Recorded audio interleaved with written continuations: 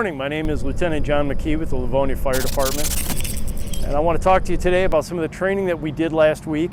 Over the last 15 years, the federal government has put forth a lot of grant money, and Underwriters Laboratory, in conjunction with large fire departments around the country, have done experiments, and we've learned some new things about fire science and fire behavior that we just didn't understand as a profession.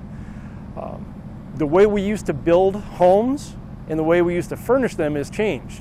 We've substituted natural materials like wood, cotton, and wool with synthetic materials that are essentially, we've got aerosolized gasoline. And in a structure fire, this makes the smoke much more dangerous, much more prone to smoke explosions or backdrafts, and spreads the fire much more quickly. And the way that we attack these fires needs to change if we want to save property and save lives. So 20 years ago, when I went through my fire training, one of the key things we were taught is to never spray water at smoke. There was an idea that we would disrupt the thermal layering, and we were told to conserve our water and actually spray it just on the flames. But in this part of the burn chamber, we were simulating what the new science has taught us, that as we advance through the fire, we should be spraying up towards the ceiling and hitting the smoke to cool it as we progress through the room of the fire.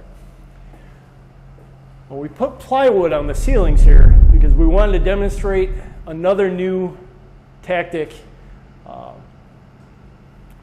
If we're going to spray water at a ceiling, we're now taught we want to spray as close to the window as possible, and the momentum of that water will carry it throughout the room and will disperse it and drop it down and cool the whole environment. 20 years ago, when I was taught to put out a fire, I was told to spray only at the fire and to do very distinct movements, T, Z, and O, following the shapes of letters. But now we're being taught, use the ceiling to bank that water, let it carry throughout the room, drop down as the momentum falls off that water stream. It will distribute the water, it will cool all that smoke, and help us to more easily find the fire and extinguish it.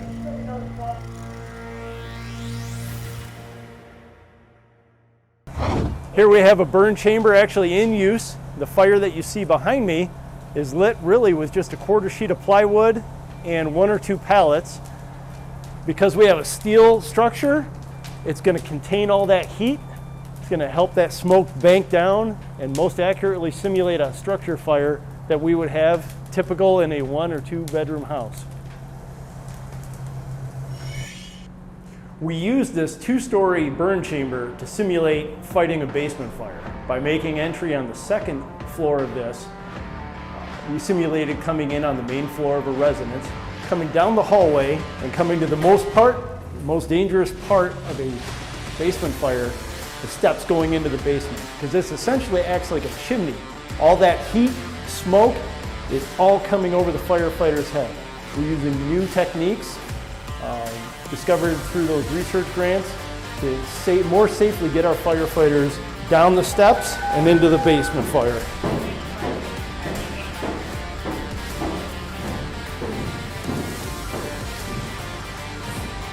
Coming down there, coming to the room where the fire was going. We simulated getting entry, coming down the basement steps, finding the fire, and putting it out.